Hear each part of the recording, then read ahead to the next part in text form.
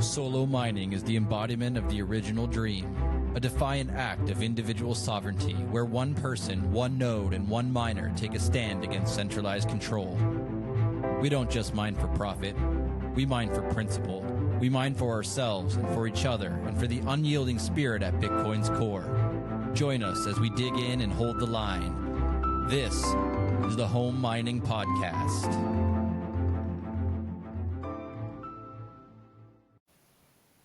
What's up, home miners? Hello and welcome back to the Home Mining Podcast by Solo Satoshi. I'm your host, Tusats, and I'm joined today by Tuan of 256 Heat.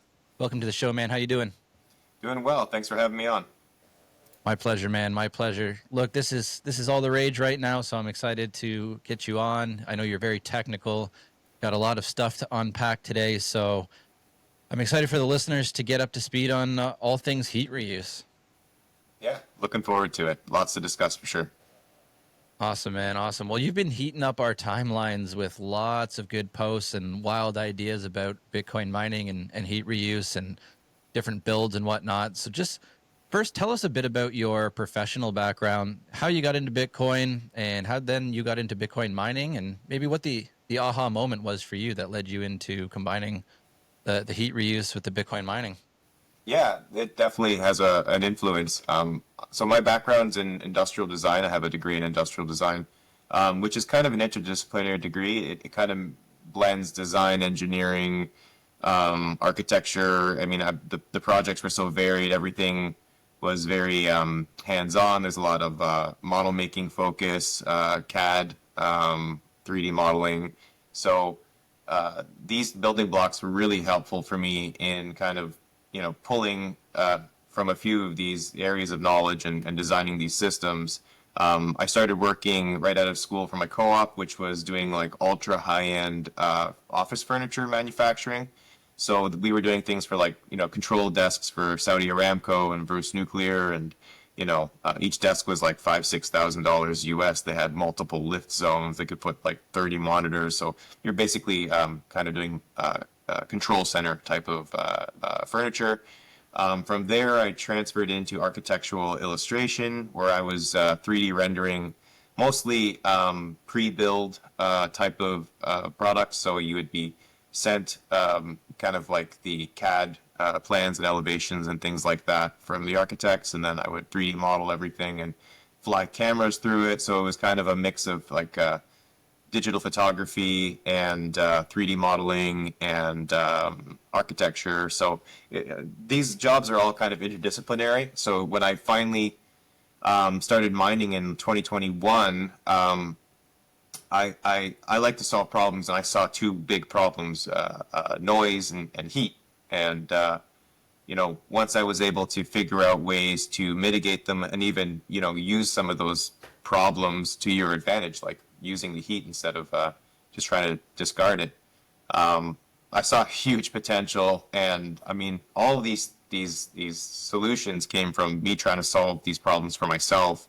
And, what's the best way to do it? And I was recently inspired by a Dorsey quote where he's talking about, limiting the number of details and making sure those details that are still there are perfect. And I think that's like such a perfect way to, it's a perfect way to kind of approach engineering problems, because, things become a lot easier if you can limit the number of details. And if things are perfect, meaning there are less things that can influence it in a negative way, then you can you have more confidence in building on them. So relating it to my background, it's always been technical, autodidact, like to fix my own cars, like to fix my own problems. And Bitcoin mining created a whole bunch of these really fun problems to fix. And that's how I kind of landed here. Nice. Very exciting, and a great technical background. So it's really exciting that you can combine your background in education with something even more exciting to you, I'm sure, which is, the world of Bitcoin. Yeah. Sure. That's a dream. That's awesome, man. You posted about an 8-inch fan setup that lets miners switch between heating mode and max hash rate mode. So you're really innovating. I think it's super slick. Can you walk us through how you came up with this idea, and then let's walk through some of your builds? Yeah. So when I first started building hash rate heaters, It was pre-halving, so pre the last halving, and mining was pretty lucrative still. It's especially for me in Ontario. If I curtailed during peak usage, so if I just cut 4 hours a day, Monday to Friday, the margins were pretty good, 30 or 40% profit margins on my energy cost. So the systems I designed were basically designed for maximum uptime. And then basically you have two routes. You have a route that heats your home and then a route where you're just exhausting the excess heat. And what's interesting is after the halving, that model was a lot less viable. So I guess before I proceed, I can show you what that looks like, because this was kind of, this was the very first design, and I'll point out some aspects of it that are, let's call it, not as good in terms of design as the current system. So here's the basic setup of kind of like the version 1 of the Hashrate heater design I was building. So from bottom to top, you have filter, fan, shrouds, miner, and then your two routes. You have a wide pipe here that has a route. So this is a electronic damper, and it's run by a thermostat. So basically you set what temperature you want in here, and if it's ever colder, a flap in here will open and heat your house. If it's ever too hot, that flap will close. This fan will turn on and it'll exhaust the air outside of the house. This is an external wall, an exterior wall here, so the air just comes out. Now, the biggest problem here is back pressure. If you're not replacing the air that you're shooting outside of the house with new air, you're creating back pressure. So that's why this additional fan was needed. And it takes up a lot more space when you have to have all these, like, octopus tentacles and things snaking around. The other thing was, because I was targeting maximum uptime, conceptually it was basically mining first and then heating second, which after the halving was a lot less viable because it increased the costs to a point where ROI was, years out. So went back to the drawing board and see if I can just find a couple of the, these are kind of the new ones. But so the new system, see if I can just pull up. So the new systems essentially duct into the furnace, or at least the ideal ones, they duct into the furnace. And so here's here's the concept. So with these systems, you can get away with a much older miner because you are prioritizing heat, meaning if you don't need the heat, I figured out a way to kind of programmatically downclock the miner. And that has two benefits. Number one is you increase your uptime. So instead of relying on the switch to constantly turn on and off the miner, you're having the firmware programmatically downclock so that you can maintain that uptime. And the second huge benefit here is, as most miners know, when you downclock ASIC hardware, you get way more efficiency. So by downclocking, you're actually becoming more profitable. What that looks like functionally is, if you're looking at your interior temperature, your ambient temperature chart, it looks like an asymptote arriving at your desired temperature. So if you're in Canada like me and you want 22 Celsius inside the house, you can look at your temperature chart and it's basically always approaching 22, which is great because if you oversize your system, which is my recommendation, then you're mostly running downclocked. And there's, a few days a year where it's like minus 30 Celsius outside. So your machines are going to be running on high. But other than that, most of the year, 70% of the year, they're running downclocked, which takes the efficiency of like an old 4 or 5-year-old J Pro and bumps it up to like a K Pro or even XP level efficiency. So you're paying almost, a sixth to an eighth of the cost for the hardware, and you're getting all the benefit of a much newer, much slicker kind of ASIC piece of ASIC hardware. So those are the main benefits of this new system you see here on screen, just allowing you to take advantage of old hardware that is not profitable otherwise, replace an existing expense, i.e. your heat. And actually, just touching on that, what I noticed personally here is we have kind of two main utility bills. We have an electricity bill and we have a gas bill, natural gas. Now, it was about $200 each, $200 for gas, $200 for electricity. Since the systems have been implemented in the house, you basically offload that $200 worth of gas that just goes down to like $30 to keep the pilot light on. And then now your electrical bill's about $400, but you're mining almost $400 worth of Bitcoin. So you're kind of just taking something from one column, putting it in the other, and then the rebate basically pays for that expense. And what's nice about it is you're not increasing your overall expense in terms of like your utility expense. So it allows you to stack sats at a, you're price insensitive because it's not like you're going out of pocket to acquire these sats. So I think that's the huge benefit here. You're like the miner of last resort. It doesn't matter how bad things get. You're so price insensitive that even if you are mining at a slight loss, you still have a lot of incentives to do it because you're getting a giant discount on your heat bill. If you're mining at a slight profit, well, now you're getting paid to heat. And I think both of those concepts are immensely powerful. Yeah, well said there. There's a lot to unpack there that are critical points for people, right? Because these miners that are older and would otherwise maybe be just cannibalized or used to build other things can still be useful, right? They can still be very useful if you're going heat first, mining second as a priority, which you mentioned is an important distinction. And, I think one of the criticisms people could have, or maybe not even a criticism, but just like a hesitation that they could have in the using Bitcoin mining for heat purposes is, how is this going to affect my bills, right? Like you just mentioned it in the rebate sense, but like a lot of people would not necessarily be convinced because they're not Bitcoiners. Like it's easy to convince Bitcoiners, like, oh, you're stacking KYC free sats while you're taking an everyday thing that you need in heat, and doing it together. But the average person, like usually the first thing that they think about is cost. And so this being able to take an older rig versus needing like the newest, hottest, ant miner or what's a miner, this is like a perfect use case for those old machines, and it will really help kind of maybe quell some of their worries about cost. Yeah, and it's hard to justify buying like a $5,000 or $6,000 S21 XP when you're only running it like most dwellings in North America. You're only running your heat 6 to 8 months a year, so it's hard to justify spending all that capital and then watching it sit all summer if you don't have the infrastructure to run it and keep running it till you ROI on the unit. So it really tickles that engineering part of my mind where it's like it's solving a problem, it's turning garbage into gold.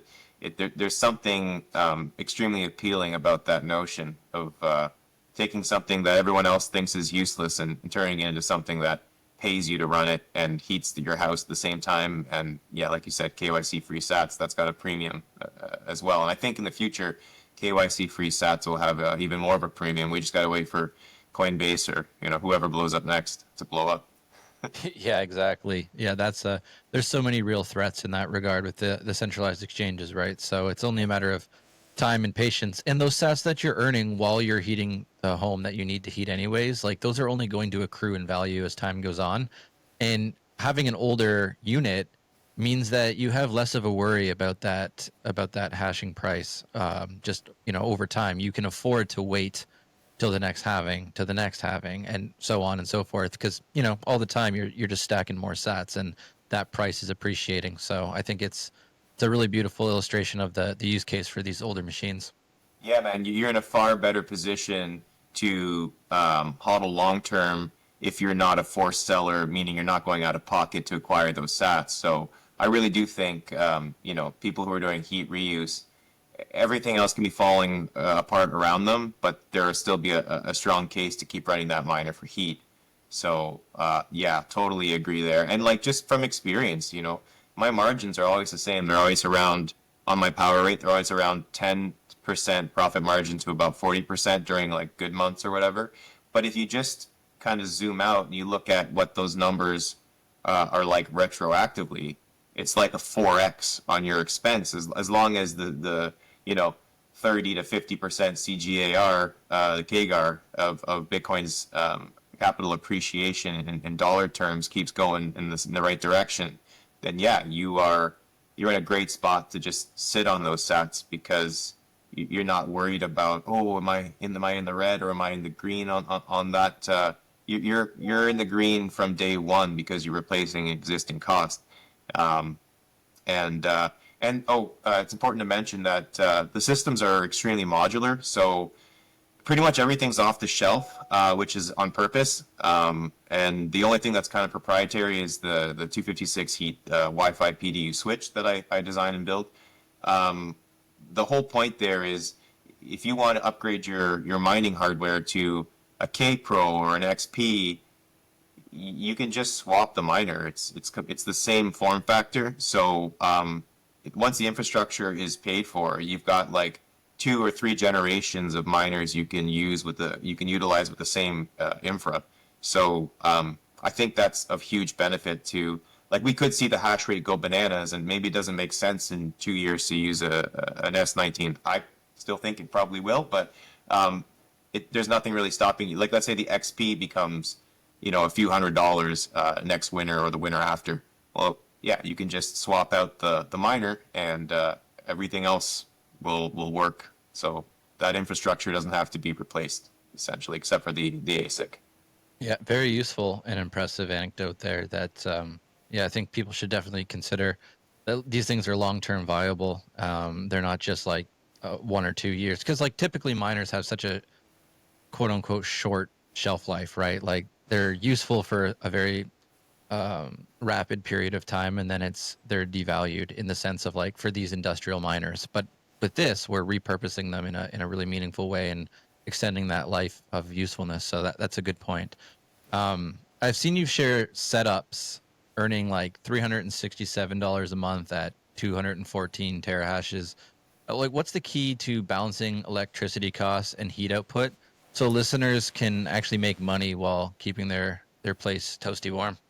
Yeah, so understanding your electrical rate is everything. It's a huge part of it, and then understanding um, like what options you have. So just because you have expensive electricity, it doesn't mean that these things are unviable. You could be in a jurisdiction that has expensive electricity and, diesel heating oil or propane.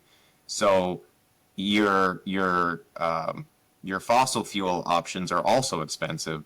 So if you're going to be spending $500-$600 a month on heating anyway, then electric resistive heating via an ASIC still makes sense.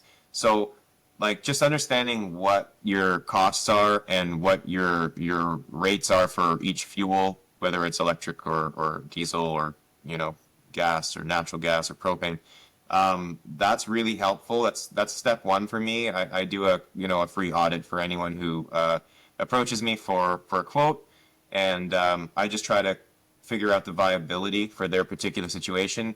Another aspect of that, here in Ontario, we have, like I said, very expensive power. Our power rate actually does a 10x fluctuation throughout the course of the weekday. So our cheapest electric rate is 2.8 cents per kilowatt hour overnight, and our most expensive is 28 cents per kilowatt hour. So if you just curtail for those 4 hours or 5 hours when it's expensive, I think it's 5 hours, then you can increase your margins by about 30 to 35%. So what's cool about that is if you you can program all of these behaviors. If you let the temperature kind of creep up, let's say you like 22, well, the second half of the day I let it creep up to 23, so that when the power is shut down on the miners from 4 p.m. to 9 p.m. every night, yes, the temperature is dropping, but it's not getting to a level that's uncomfortable. And because I'm heating all that galvanized ducting through the return and the plenum of the HVAC system, even when the miner's off, you're still pulling because the furnace recirculation fan has to be on for the system to work. You're still pulling all that heated metal, the air, through the house. So you get like an extra hour and a half after the miner's off of warm air coming out of the vents, and then that is enough to usually span the gap for when the electricity is expensive, so that when 9 p.m. comes and everything comes back online, you basically have, again, that asymptote where, let's say it goes from 23 to like 19, which is still, comfortable, but, getting to be on the cold side for an ambient temperature. Well, then the miners fire up, they're on high, super high, and then they will downclock again until you get back to that comfortable 22 Celsius, let's call it. So that's another advantage of these systems where, you can program around expensive electricity or, like it's really, you can integrate temperature sensors, schedules, both. You can have if-then statements governing multiple inputs. So you can get really, if you have a complex power situation or complex, if you want to express it in a complex way, you have the tools to do that through I guess the app that governs the Wi-Fi PDU switch and the peripheral temperature sensor devices. That's amazing tech right there. And do you want to walk us through the spreadsheet example that you have now? Yeah, sure. This spreadsheet's a few months old, so forgive me for it not having the most recent data. The Bitcoin price was 150,000 Canadian. Now it's like 120 or something, but it illustrates the important point. So here we go, sharing now. Can you see my screen? We got you now. Yep. Okay, so basically this is just a spreadsheet kind of, what it's doing is it's demonstrating a typical duty cycle for one of these systems. So this is for a K Pro, an S19 K Pro. Here's your Are you able to zoom in on that for us? Oh yeah, sorry. Is that better? That's better. Yeah, so here's my power rate. Here's the hash price, and then here's the Bitcoin price. So what this is showing is at each fan speed, what the wattage output and the terahash output is, so at each fan speed. And what's important here is you can specify, with my systems, you can specify at X degrees Celsius or Fahrenheit, then you're at this fan speed. So essentially, the further you are away from your desired temperature, the higher the fan's going to run, the more wattage you're going to produce. So what this does is it forces this asymptotic curve towards your desired temperature. I think here I had it set to 23 as my desired temperature. So it's just approaching 23, and then when it hits it, it backs off, right? So and it shows you here, you actually go, you have looks like a 13% increase in profit margin between your like max wattage and your min wattage. So, and because 2/3 to 3/4 of the duty cycle is fan speed 4, 3, or 2, you're able to increase your runtime, your duty cycle, and increase your profitability of that duty cycle by doing this. So I saw all these synergies interrelating, and I thought, okay, this is powerful. This is why you want to get the $500 S19J Pro or the $1,000 K Pro and forego the expense of a new miner, because as long as you overpower it, it makes more sense to get 2 K Pros than it does to get an S21, and you'll make more hash rate. You'll do it at a similar efficiency, but you'll spend half to a third of the cost of a new piece of hardware, and you don't feel terrible for having it off all summer because you didn't spend that giant chunk of change to acquire that piece of mining hardware. So that's kind of the idea behind the chart here. So I guess the Awesome. bottom half, I didn't really explain it. It shows at each temperature what wattage you're running at, and this is the time in minutes on the left column here. So as time goes on, you're just kind of approaching your desired ambient. Is this something that people can access on your website? It's not on my website. I think I've posted this on Twitter. You can get almost all the content is on Twitter. I outline most of my builds and data and stuff there. But I can post it again. I should probably do an updated one so we can compare numbers. That would probably be beneficial to the crowd. Yeah, I think on Twitter it's just hard to have a good catalog of things easily accessible. So yeah, That's if true. this is recently posted, then people can check it out and dig in deeper and run their own calculations, or get in touch with you to do a heat audit. Those kinds of things would be, I'm sure, really useful for a lot of listeners. So awesome. Check out his Twitter page and check out his website as well. We'll have those linked in the show notes for you guys. But moving on, you have a bit of a an Indigenous community focus, right? You've been vocal about targeting Northern Ontario and Quebec Indigenous tribes for heat reuse projects. I think that's a really unique angle. So, what inspired you to focus on these communities, and how do you see your ideas and your mining setups helping solve real challenges like high heating costs in remote areas? Yeah.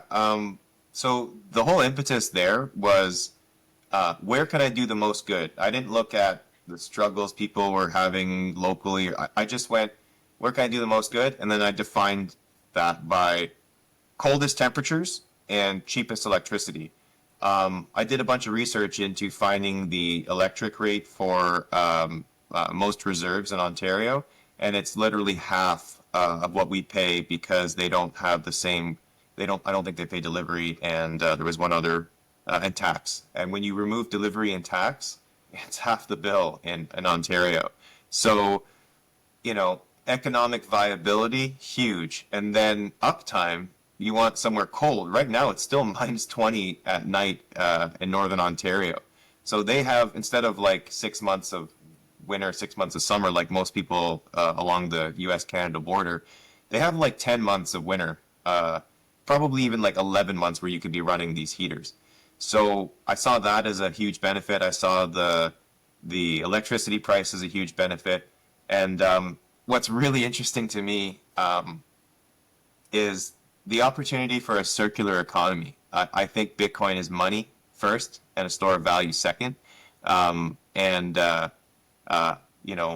I first got into Bitcoin, I was enthralled by its digital gold narrative. But I think, not to get too technical, but I think that all fails if the velocity isn't high. And looking at the block space the last few weeks, it's like a ghost town. And I think circular economies using Bitcoin are the way to bootstrap that initiative. And, if you can mine at a 2-to-1 margin, so if for every dollar of electricity you spend, you're getting $2 worth of Bitcoin. Well, you pay your electricity bill, and now you're sitting on a treasury reserve. Now imagine 10,000 homes, everyone's got free cash flow. They're basically printing a double every month with their input cost. Well, now you don't have to use Canadian dollars to buy your groceries. So, that's my goal. I think creating circular economies through excess is like the highest incentivized way. Like, you have more incentives to do that. And then the other cool thing is the reserves have a lot more autonomy with regards to monetary, legal. Like, it's basically a ring-fenced area in the province. So there are a lot less barriers to creating that circular economy. So I saw like a huge opportunity there, and the mechanism to kind of, the linchpin to get things kicked off is the heaters, the Hashrate heaters. So that's a goal of mine. I'm working on some things to get that as a reality. But I just look at where the incentives are best, where can I do the most good, and identify those communities as a probably like a primary target for me. You're scratching my nerd itch real hard right now, man. This is I love the whole circular economy aspect of all of this as well, and it's like something that's been coming up on like the last 3 or 4 episodes I've recorded, and it's something that I've been thinking constantly about. And Bitcoin mining and heat reuse in particular really, really helps like further that idea, and it brings aligned incentives together. That's the word right there, the 2 words, aligned incentives. Yeah. That really keeps coming up for me in all of this is that there is no other system where this works that way, right? Like, people make money when your heating system goes down. Well, if your heating system is tied to a miner and the miner's uptime is tied to sats, and sats are the hardest money in existence, then you're now incentivized for maintaining a good system, right? You want uptime. You don't want downtime. You don't want a call that says my shit is broken, come fix it. You want a system where this is up and working as much as possible, because that way you as a service provider are making money depending on the business model, and the homeowner is making money. So that's an aligned incentive, and that just keeps coming up again and again. And Well, the other thing is like these Canadian dollars are just getting more and more valueless and useless as the days go by. These Canadian cuck bucks, as we'd like to call them, Yeah. they're just devaluing at a rapid pace. And so, where else could you flip that script on its head and say, well, if I'm earning at a 2-to-1 ratio, right, for every dollar I'm putting out, or 1 to 2, every dollar I'm spending on my electric or my heating, if I'm earning $2 worth of Bitcoin, then yeah, you have a treasury, you have an excess, right? And that will fundamentally reshape society if it gets to scale, right?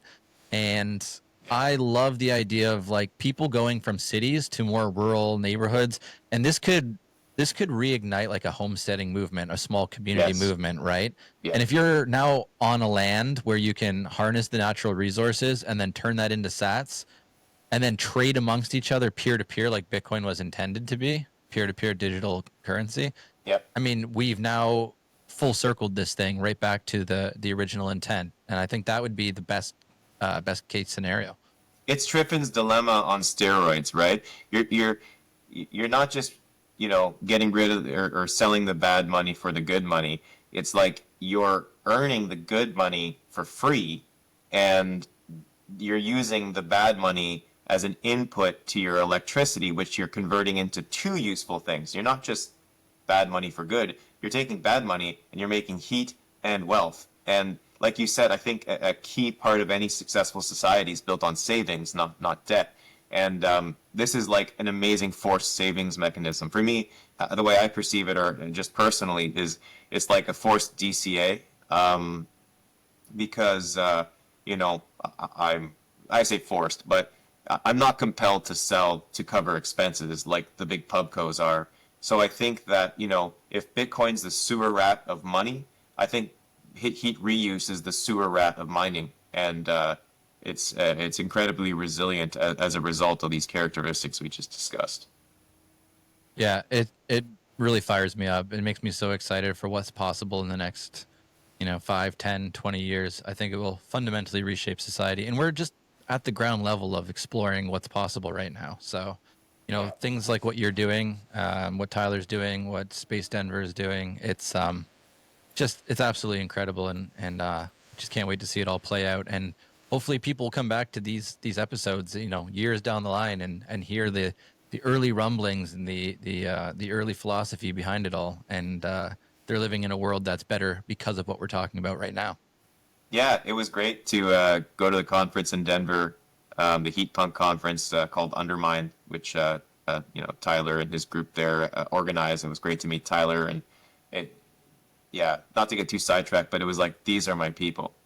It's like we've all prioritized the same problems in the world, and we're all kind of builders, so we're all trying to solve them, and it's just really cool to see how different brains approach the same problem in different ways, and all of the knowledge and learning, and that was a fantastic conference, and thanks again, Tyler, for featuring me in your amazing book. So I got it right here, actually. So if you guys are interested in heat reuse, I'd say this is kind of like the new Bible for that, and it's there's so many good practical and technical. I like how Tyler's an engineer, a thermal engineer, so he approaches it from like a first principles perspective. So just chatting back and forth with him has been extremely fun and helpful. Just conceptualizing it in a way where it takes a while to understand that heat is the product. It's not the byproduct anymore. If you have a system to capture it and distribute it and use it. So it's really hard if you start off as mining for sats to switch, but it's if you can get that mental switch, it's so beneficial. Yep. It's all about thinking this through and taking the time to do your research, and Tyler's book is a great example of that. And he described it on our episode together as like the guide that he wished he had, and so that's what he wrote. So I mean, if you're looking past these podcasts, go and pick up a copy of Bitcoin Mining Heat Reuse from Tyler Stevens. It's a great resource. So let's talk about some lessons really quick from your builds. Like your X post shows some epic builds like the Dual S19J Pro. Like what's been the biggest oops moment you've had while tinkering with heat reuse, and what did it teach you that our listeners could use to avoid some of their own headaches? Really good question. This has been so the biggest challenge for me is shipping of all things.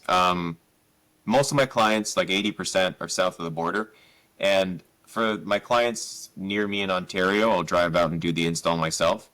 But it's not always economically viable to do that for someone in California or Nevada or Georgia or any of these places, Utah, Pennsylvania. Like it's too far and it increases the cost. So what I've been doing is I've been shipping everything to client and then including my time in a video call to walk through the install. So it's basically like his hands are my hands and I'm walking the client through it.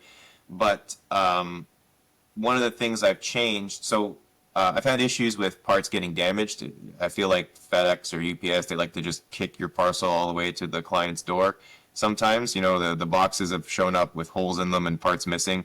So one of the things I've done as of lately is I build everything in-house. And that includes the tuning, firmware, the fan settings, the disassembly of the miner, prepping it, taking all the fans off, cleaning, making sure I have the right control board in there. And then once everything is working perfectly in-house for, a few days, so the chips can tune, I'll disassemble in as few parts as possible. So kind of taking the IKEA approach where you should only need like a screwdriver and maybe a drill, Phillips head screwdriver with a Phillips head on the drill. And that's basically all you need. I did the last few installs like that. The time it took, usually it takes 4 to 6 hours to do an install. That time got cut in half by getting most of it done in-house and breaking it down into larger kind of modules so that it's more of an IKEA assembly type of thing, like I mentioned. So that's been the biggest challenge, and fixing those problems is time consuming. So making sure that doesn't happen, packing things better, making sure everything is quadruple wrapped in bubble wrap, and making sure everything arrives safely is key. So that's been a challenge that I feel like I've overcome recently, but definitely upsetting when something arrives cracked or broken or missing. Yeah, this isn't cheap equipment, especially, the miners. And we have that problem shipping bit axes and other things, miners to these industrial sites across borders, right? It's like they don't care what's in your package. That's so right. yeah, you are on our end. We got to do as much as we can to make sure that we're thinking about that ahead of time, because you don't want this stuff showing up damaged, and then you have a lot of delay and time being wasted and cost potentially being wasted. So that's a great insight. Make sure you're sourcing your stuff from the right people. Yeah. Awesome, man. So I know you're based in like a really rather chilly part of Canada, and some people might be listening to this in colder areas, but I'm wondering, like, for the listeners in warmer spots like Texas or something, or Mexico, what would be useful for them in terms of heat reuse? Like, is there an approach or an area of this that we should be looking at in warmer climates? Yeah, I guess the first thing there is right sizing is important. Typically, I recommend like one miner per 1,000 square feet if you're, around Toronto, New York, Boston, these kind of populated strip there. But as you go up north or south, you can kind of augment that. So as you go north, maybe you need, one miner per 800 square feet, or so you would need more miners for a typical house. As you go south, you can get away with less. So I have a couple clients in Georgia, and you think you wouldn't need it, but 4 or 5 months of the year, they benefit from the heat. And then this particular client I'm thinking of, they still mine all summer, but they detach the ducts from their air return plenum, so it's not going through the HVAC system, and they just duct it straight out of the house. This is where I'm gonna concede victory to some of the immersion people, because in the summertime you still need hot water. You could still heat a hot tub or a pool. I focus primarily on residential HVAC, so things get a bit quieter for me in the summer. But you know, that's because that's what I focused on, and I just want to do that as well as I can. I'm sticking with air because less components, less cost, faster ROI. And by building code now in North America, you need a forced air HVAC system in every home. So I thought if I could piggyback off the existing infrastructure, again, there's a huge incentive there. So to answer your question a little bit more succinctly, there is still viability for these systems in the south, the deep south, but they're unless the power is extremely inexpensive or you have a plan to keep mining in the summer when you're not using the heat, it's slightly less beneficial to someone down there. Sure, sure. Your posts are always teasing new ideas, and I really love that. It's sort of like the visionary aspect of yourself. And I was wondering, like, what's one heat reuse project that you're dreaming about right now? Maybe something for a workshop or a community, and how do you plan to make it a reality? Yeah, so I want to get into that summer market. So I've been looking at heat exchangers, basically like your standard car radiator. I found a few of these interesting ones where hot air in, hot air out, except there's like a hydronic loop that you can hook up to it. So if you already have all the infrastructure for a pool or a hot tub pump, you don't need to get into immersion or anything like that. You can basically keep the miner on and then run it passively through one of these. It's a heat exchanger essentially, and an air to liquid heat exchanger. So it's a little different from how the immersion systems work. You don't need as much infrastructure, and you can still heat your pool or hot tub with it. One of the things I've been doing in the summer as well is I have a property kind of in the middle of nowhere in the wilderness, and I dry my firewood this way. So any application for heat, there's a way to kind of, use electric resistant heating via ASIC chips to get it done. Another cool thing I was looking at is zoos. Many of them are underfunded. Lots of them have animals that require higher temperatures than what we typically experience even in the summer. So that's another kind of year-round application where it could be used to keep the lions warm or something, and then the revenue can be used to buy them better food. Or, again, there's a bunch of synergies there. Car washes, things like that. But again, more well-suited for hydronic. But I think there's some potential for some of these like air, water type of heat exchangers where you can still keep things running in the summer for the hot water. Endless possibilities is what I'm hearing. Totally, man. I wake up in the middle of the night with these like wackadoodle ideas, and I have to just kind of follow them through researching, random HVAC components on Amazon at 4 a.m. Totally. That's how you know you're in the right spot for what you're doing, man. I love Feels that. like I'm over the target. Yeah. Yeah. It sounds about right. So, just wrapping up, where do you see all of this going in the next 5 to 10 years? What's your vision? And maybe what's your best advice to home miners listening to get tinkering and building something on their own?